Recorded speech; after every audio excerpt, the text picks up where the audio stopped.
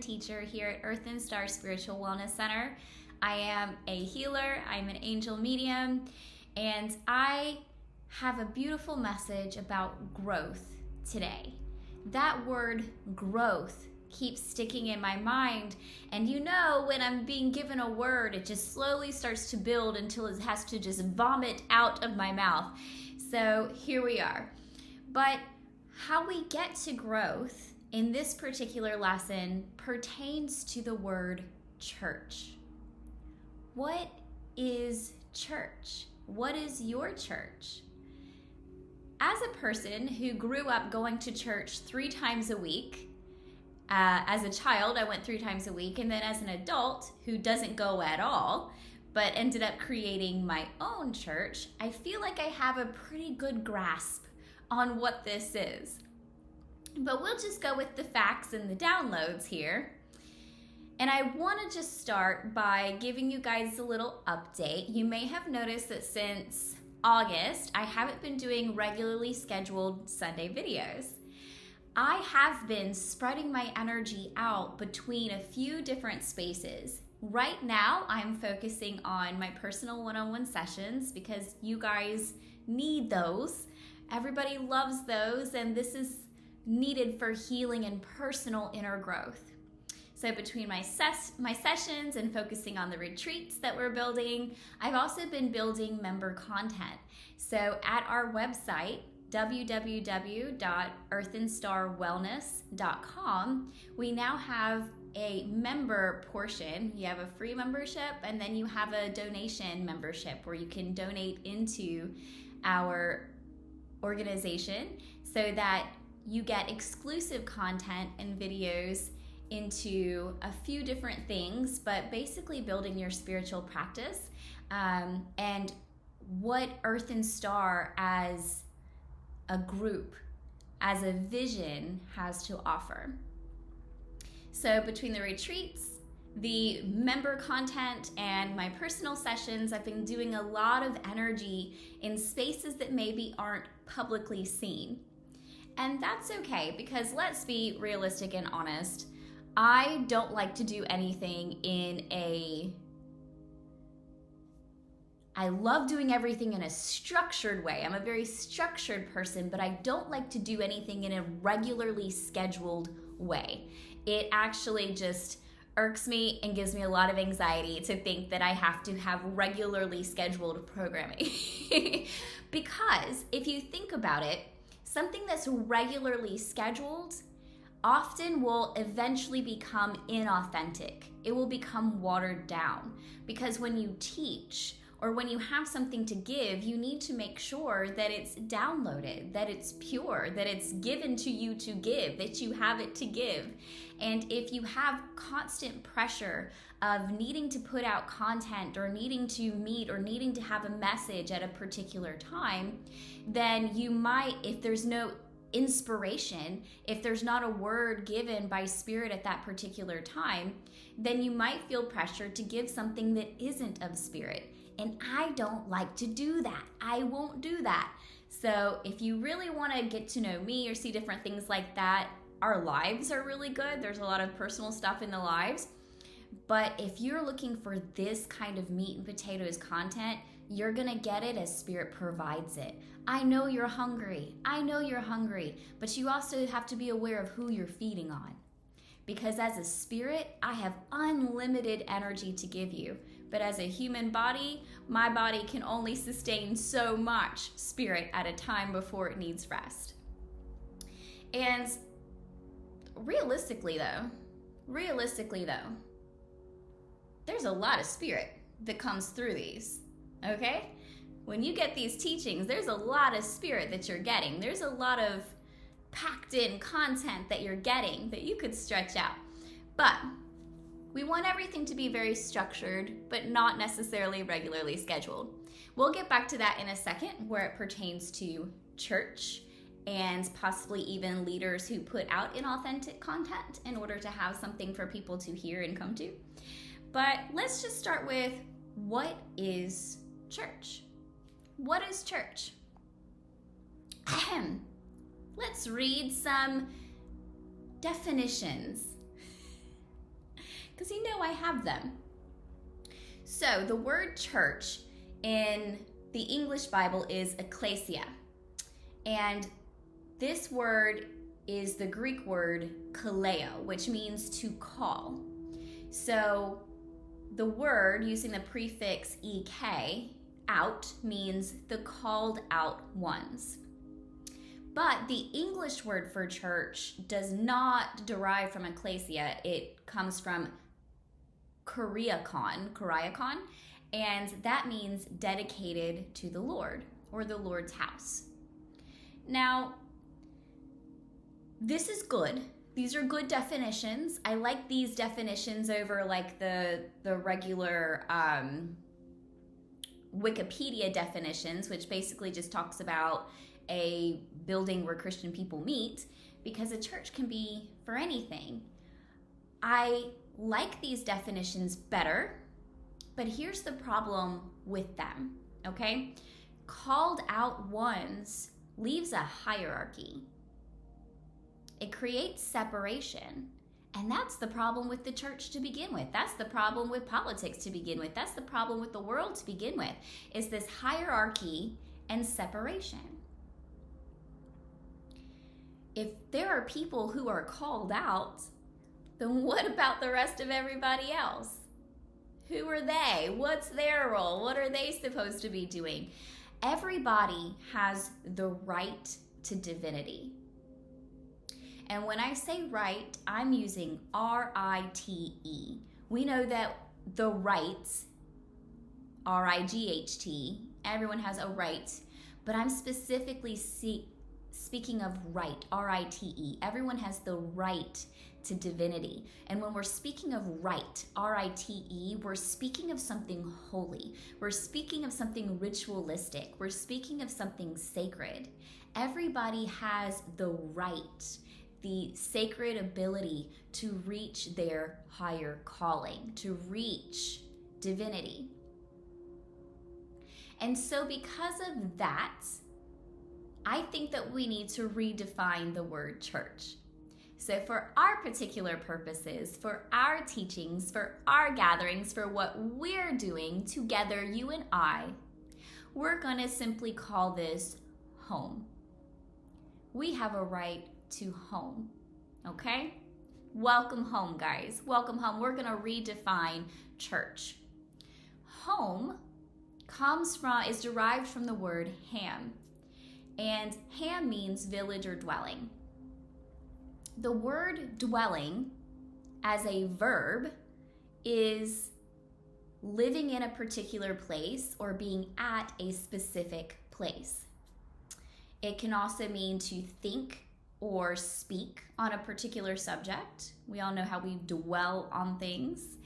And it can be a noun, which means a regular pause in motion. I really like all of these for dwelling, because when we talk about home, we talk about how our physical body is our soul's home. We talk about how the earth is our physical body's home, and our heart is the home between the heavens and the earth. There's a lot with home, and I put out another video or two under my member content about our slogan and symbol for Welcome Home. Now, if you think about thinking or speaking on a particular subject, as in we're dwelling on a subject, we do want to do that here in this church, in our home. We want to dwell on love. We want to dwell on unity. We want to dwell on connection. We want to dwell on bliss, because these are the things that make us feel good. These are the things that break away fear and division and tear down hierarchy. These are the things that make us all one person. And I really like that noun, a regular pause in motion. A dwelling. Dwelling means, as a noun, a regular pause in motion. And this is exactly what we're trying to do. When you come to us, for whether it be for sessions, whether you're coming for retreats, or whether you're coming to have these teachings that we're doing, you are pausing. your regular day-to-day schedule. You are pausing your run and the rat race. You are pausing all of the mundane things, and you're coming to a church for a moment. Whatever it is you're seeking, you're gonna find it here. So always be careful what you're seeking and make sure you know yourself. A regular pause in motion. When you go to retreat, you're out in the wilderness. Whether we're doing mountains or beach or woods, you're out and you're away from the city life. You're not going to have all the normal comforts that you have there because you're disconnecting from the things that are driving you into the ground and draining your energy. You are disconnecting yourself from the things that don't actually matter. They're the things you have to do to live, but they're not the things you have to do to be alive.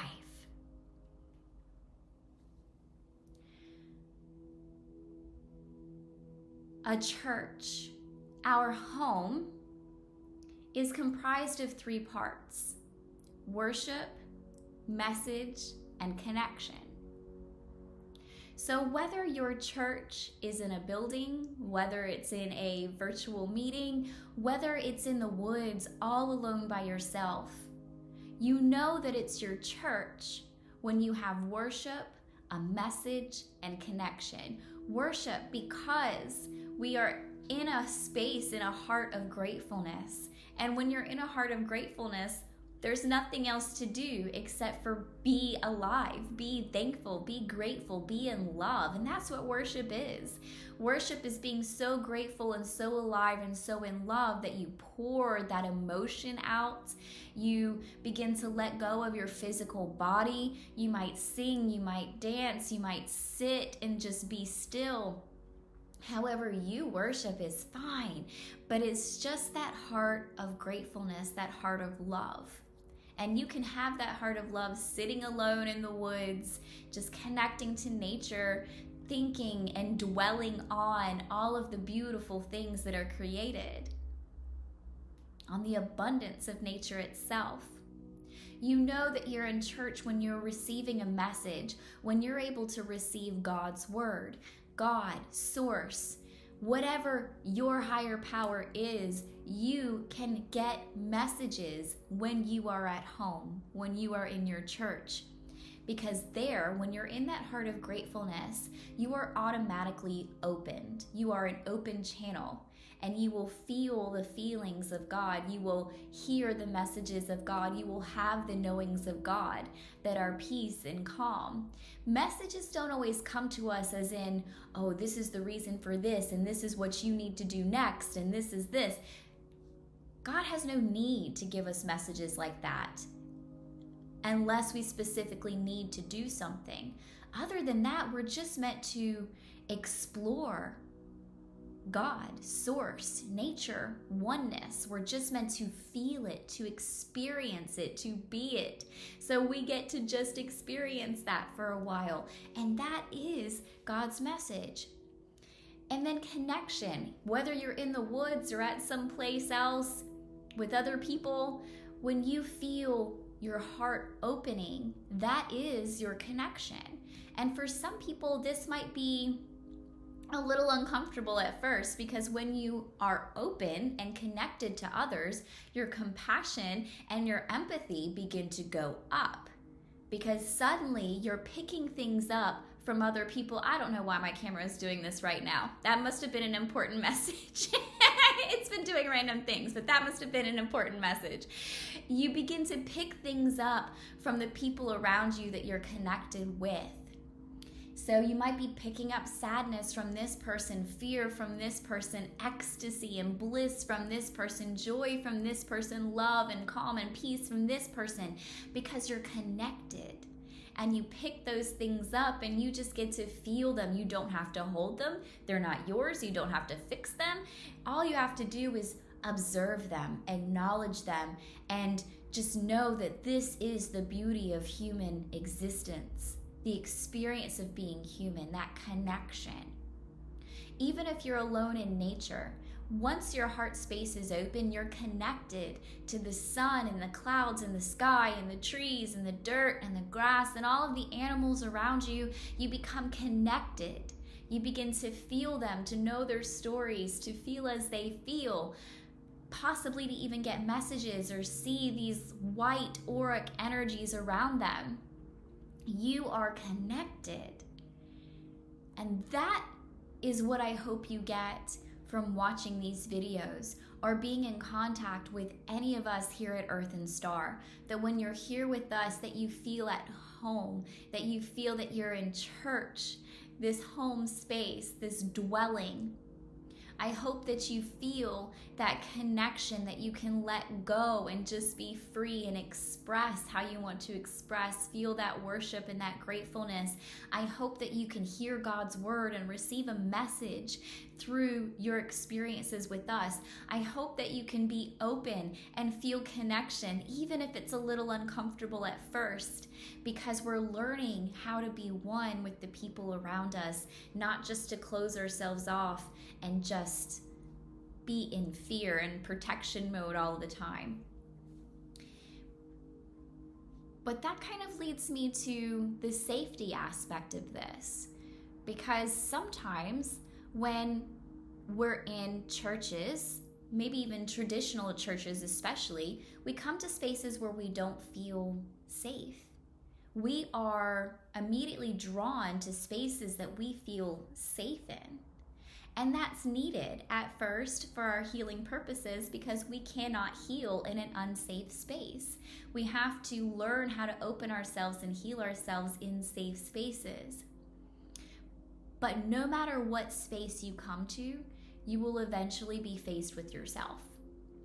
And that means that you will be faced with shadow work. That means if you're with other people, eventually you're going to be faced with where you're not standing up for yourself, where you are doing something that's causing some sort of energetic ripple. You're going to be faced with some aspect of yourself through another person, where you're going to have to make a change or do something different or express yourself, rather than shut yourself down and allow the pattern to keep continuing. And this is everywhere. This is always going to happen. So when you get to that space where something begins to happen, just remember your shadow work, because when we are at home and at church, we're always there. If there's ever a blockage, if there's ever something rising up in our spirit, we're always going to be sent the thing that reflects that. We're going to see ourselves in other people. And even if we think it's them, we have to sit and say, how have I, in many patterns throughout my life, allowed this to continue? How have I allowed myself to continue feeling these ways without changing it, without saying anything about it, without doing anything different, without healing the energetic imprints that maybe keep manifesting this particular experience? You are always going to be faced with yourself. Even if your church is out in nature and you're completely alone, eventually you're going to be faced with yourself, however it comes. And doing our shadow work and doing our healing work is how we're challenged to continue growing and accepting other people as ourselves, because we do not grow in the same space. You know, there's a lot of people, Spirit always knows when we need to grow and move on. Way, way, way before our ego knows it, okay? Long before our human knows it. Because our human says, oh, I finally found a safe space where I feel like I fit in and I'm with like-minded people and I really love it here. I'm going to stay here forever. And a year or two later, you're like, dang, this changed. Nobody's the same. Nothing's the same. And I'm upset because everybody changed and I feel abandoned. And I really thought that I found my place. I thought I found my people. Honey, you did. You did find your people. You did find your space for the time you were meant to. And then you outgrew it. We have to keep growing. Sometimes your safe spaces, or sometimes your church, or sometimes your home You eventually outgrow, and that's good. It's good to see the results of growth. So rather than feeling that you're in animosity or upset or rejected or abandoned, make sure that you say to yourself, wow, I have grown so much since I started here. How can I show up differently now? How can I now take a different space, a different seat?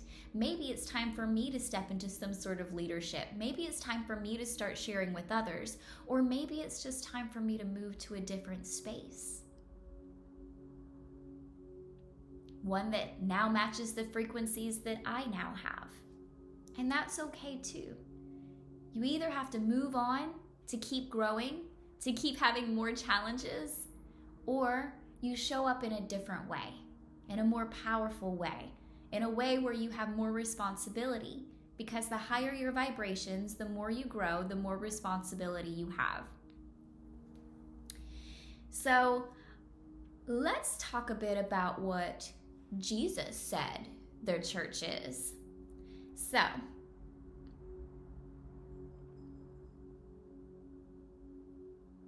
in Matthew 16:18, Jesus said, I will build my church, and the gates of hell shall not prevail against it.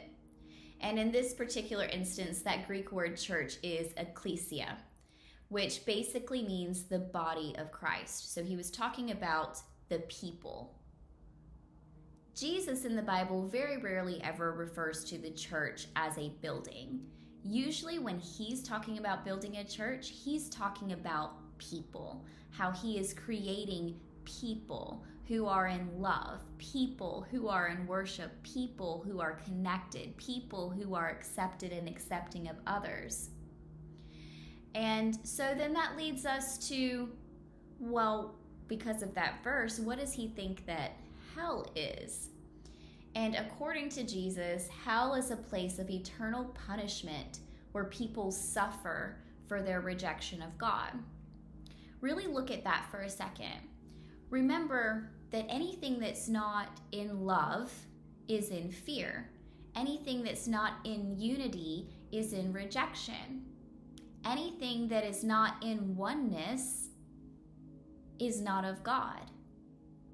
And so, with those words, if I am in a state of rejection, lack of unity, if I'm still in my suffering and not in my healing spaces, if I am in my fear and not my love spaces, I am suffering. I am in hell right here on earth.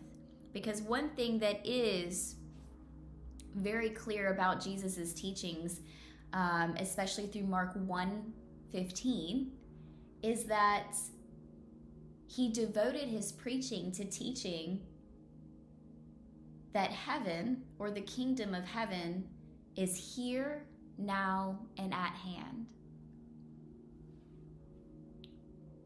Regardless of any spaces we might believe exist after death, because we have seen spaces like the soul space that we go to between incarnations. We have seen spaces where people go to for cleansing, where they need to have certain experiences in order to reset and have something different happen in their next life. There's lots of different things that can happen between lives. But what you can control here on earth is your ability to come into love, to come into unity, to come into healing, to come into a space of home and church, versus the spaces of suffering and staying in those rejection spaces. Now, if we are talking about physical spaces, because not everybody here gets to have their own personal church, okay? Not all of you get to go into the woods whenever you want to and be in a sacred space. Not all of you get the privilege of being the preacher, because honestly, I really like being the preacher. I do, because I get to preach it how I see it, envision it, understand it, and feel it. And I think it's a very sacred thing. I love going to many other churches of all denominations because I love the ritual of it. I love why everyone's showing up. They're looking for something. They're hungry. They want love and they want connection. They want to be able to let go and worship in a space where they're accepted. They want that touch of divinity. They want to hear the words of God, the words of the angels. They want that. And I love being in spaces surrounded by people like that.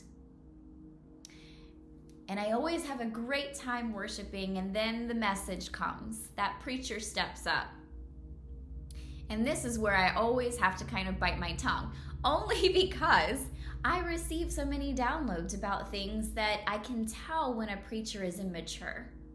I can tell when they're preaching something watered down. I can tell when they're preaching because they need content, not because they've been inspired. I can tell when they're preaching because it's what their teachers told them to preach in order to bring in people and get money. I know when a preacher is preaching something that they don't fully understand. And I also know when a preacher is preaching out of fear, lack of acceptance, and rejection. So I like to preach myself. And then I don't have to worry about any of those things because we're redefining the church as a home. Can you imagine what church would be like without politics? Can you imagine what church would be like if it didn't matter what your religion was? If it didn't matter what your sexuality was? If it didn't matter what your sex or your race was? Can you imagine what church would be like if everyone just loved everyone regardless of what country they were from or whether they were legal or illegal? Can you imagine what church would be like? I imagine it'd be a lot like home. But because some people do go to these other churches, I did receive a download this morning about a false church and knowing when there is a false church. Now you can apply this wherever you personally feel guided to. So whether this is about YouTubers you listen to or preachers that you listen to or actual physical spaces and buildings and temples and churches that you go to. As I was driving this morning, Spirit specifically downloaded the words false churches and gave me 3 points. And I was like, okay, I'll make sure I say it. The first point they said, the first way you know what a false church is, even if it's not about the church itself, but about how you fit into that church, is they demand loyalty above growth. A false church demands loyalty above growth. Remember, I said when you start to grow, you're going to have to show up in a different way, or you're going to have to change spaces. And a lot of people in physical churches or extremely religious spaces, they really value that regularly scheduled routine. You have to show up at this particular time or you're a bad religious person, a bad Christian, or a bad whatever it is. Then you're rejected. Then you need to feel guilt. You need to feel like you didn't do something right. You need to feel like you've been lazy. You know, there's a lot of guilt and pressure that goes into regularly scheduled programming. You have to be loyal. Whatever your particular group of people express loyalty as being, your growth within that space is the most important thing because you are there to grow. You are there to heal. You are there to learn. You're there to connect. And all of those things will keep you growing. Even the challenges and the shadows that you see there will keep you growing. And if you ever become complacent, if you ever become bored, if you ever become small, then you have stopped growing. If you are unable to learn from the messages that you hear, if you're unable to worship, if you don't connect there anymore, then you are not growing. And that is now a false church to you.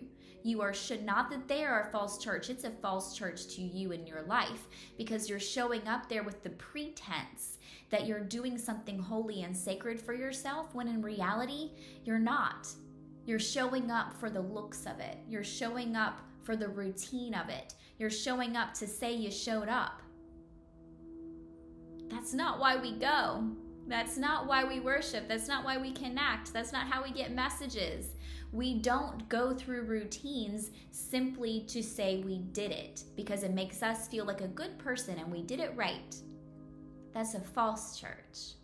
You go when you feel inspired. I will say that doing something regularly, a spiritual practice regularly, makes it to where you don't need it so much. That's a good thing.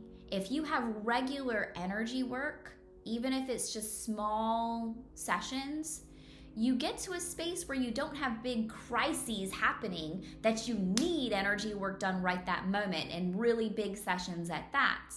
Keeping yourself in a balanced middle way type state, there is a lot to be said for that. But like I said, that keeps you growing and sustaining where you can still connect. Otherwise, branch out, do something a little different or show up in a different way, okay? We like the structure of having a regularly scheduled spiritual practice, but we don't need to be so ingrained in the schedule that it becomes false to us and we're not getting anything out of it except our ego saying we did something good and we're not lazy now.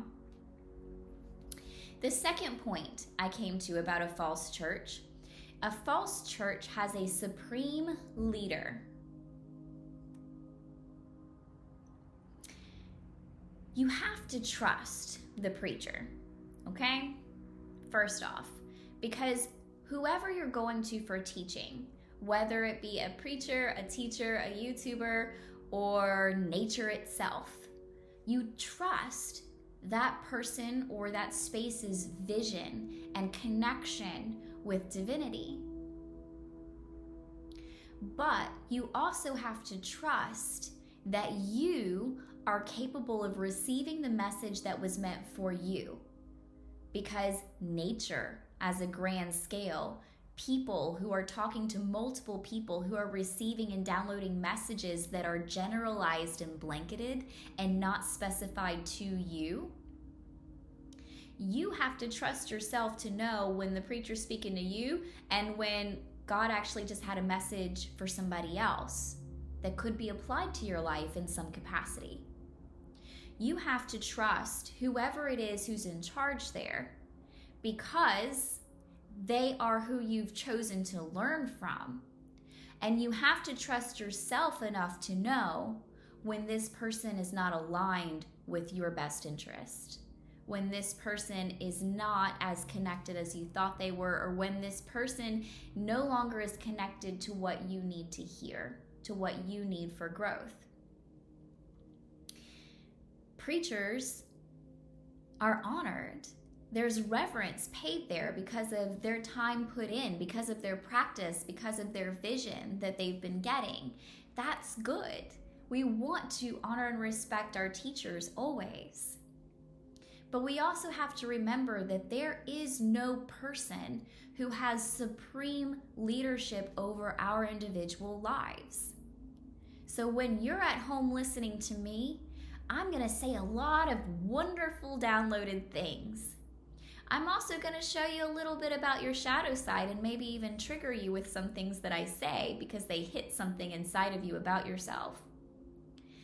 But I am never in charge of your day-to-day decisions or how you live your life. There is no one in that space but you. So it's not that the church is false for giving messages or teaching you how to be according to the downloads that they receive.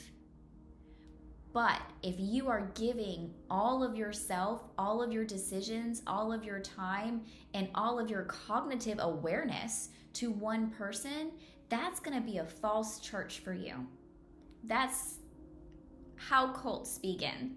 Okay, we don't let other people, we don't let psychics or healers or teachers or preachers make all of our life decisions for us. We have to have some level of discernment and do that on our own. We can take the messages meant for us, the ones that resonate with us, apply them to our lives, but that doesn't mean that I have to do every single thing that that person says. Okay? There is no supreme leader over your life. Love, honor, and respect your chosen teachers, your chosen leaders, your chosen preachers. But remember that you chose them. And you can unchoose them at any time that your growth demands. The third thing for a false church I was given is that they demand pay. I want to sit with this one for a second, really, because there's two sides to this depending on how you look at it, okay? People who work in a church or in healing services, that they have devoted their lives to these things, meaning that's how they live. That's how they pay their mortgage. That's how they eat. That's how they send their children to college, is through the donations and payments that they receive from giving themselves and their energy and their learning and expertise to you. But when you think of demanding pay, what we're really looking at here is, what do I have to give up in order to reach divinity? What do I have to give up in order to reach divinity?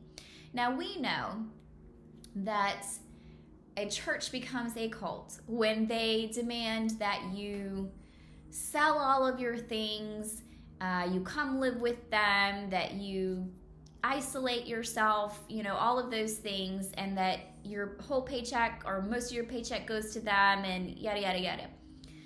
If you choose to do those things of your own self-discernment, then that's on you. If they make you forcibly or brainwash you into doing it, that's a cult. What we're talking about here is, what do I have to give up in order to reach divinity? Because if I don't have to give anything up in order to reach divinity, this is a false church. Let me say that again. If I do not have to give up something to reach divinity, this is a false church.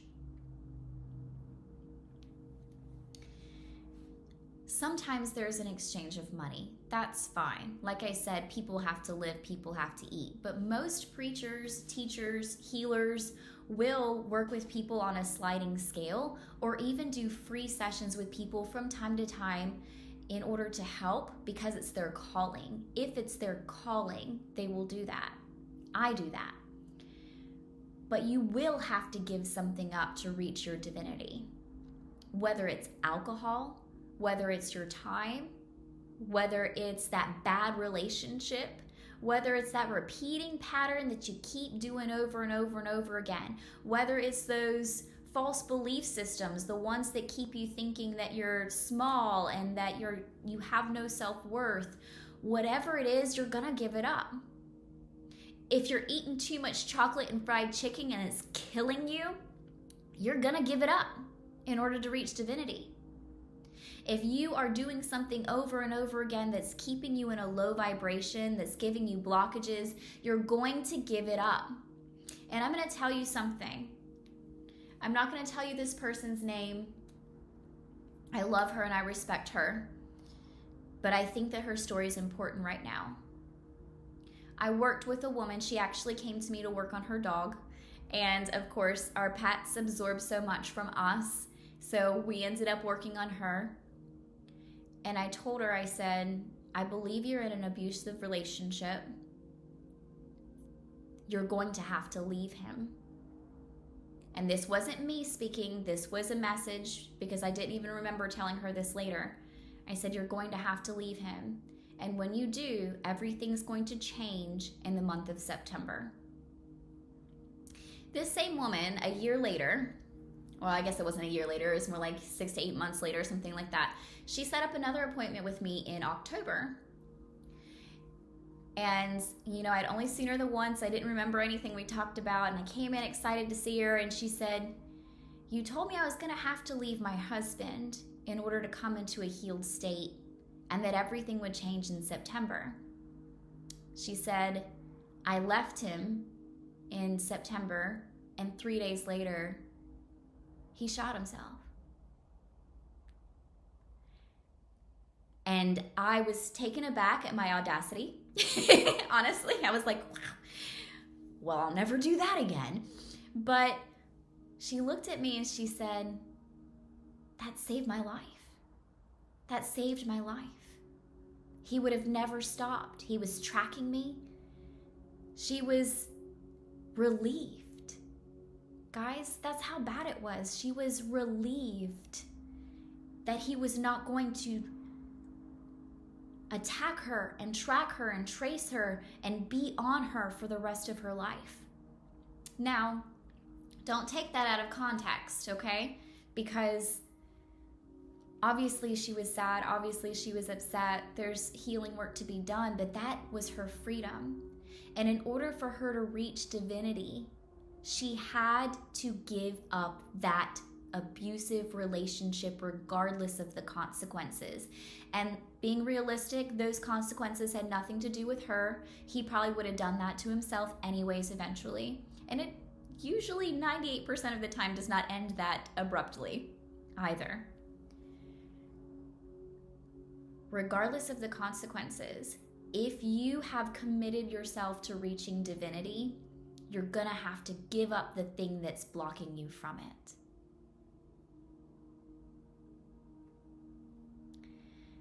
This is how we become sacred and aligned. This is how we know we're in a false church if we're not having to give up anything in order to be involved. Because if there's nothing that you have to give up emotionally or in your time, if it doesn't hurt a little bit as it opens up and you come into bliss,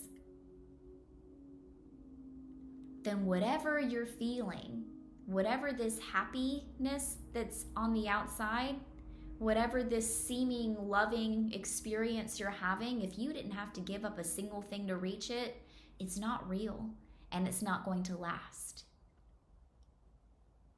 It's not going to last. You have to be able to give up your blockages. When you're doing your shadow work, when you're doing your healing sessions, you're going to have to face your fears. You're going to have to face yourself. There's going to be hard work involved in your commitment. And that's okay, because when you're in church, when you're in a home, when you're in a safe space, that all opens up and you become blissful and in love, and you know that you have touched holiness, that you have experienced it, and that it's all worth it. It's worth it. To worship, to hear God's word, to receive a message, and to be connected in unity. Sometimes we're called into other spaces or showing up in a different way, and that's letting go. We come into our growth space, into our calling, and we do that by becoming aligned with what's sacred. What's sacred to us, what's sacred. What's sacred to you? Welcome home.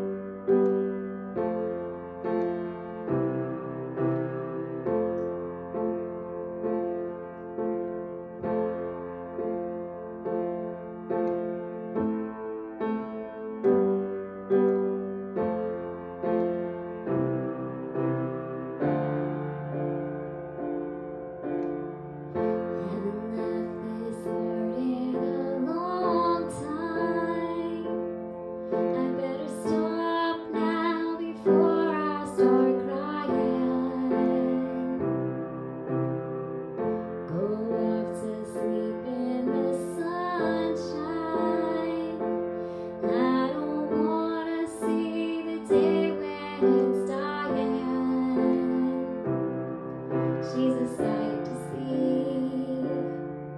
She's a